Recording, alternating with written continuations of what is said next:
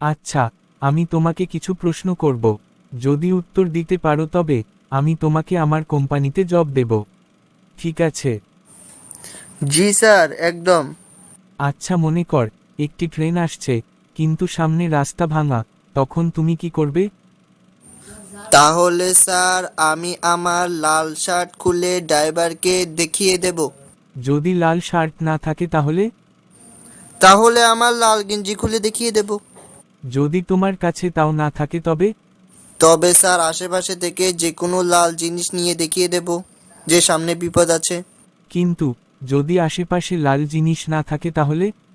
ও আচ্ছা, যদি তাও না থাকে তাহলে আমার ছোট ভাইকে ডেকে আনবো। কেন?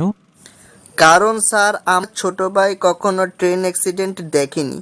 এছাড়াও আপনার কথাই বোঝা গেছে যে আজ আপনি ট্রেন অ্যাক্সিডেন্ট করিয়েই ছাড়বেন, তাই আর কি। এছাড়াও স্যার ট্রেনকে বাঁচাবার মতন কোনো পথ আমি আর দেখছি না, তাই।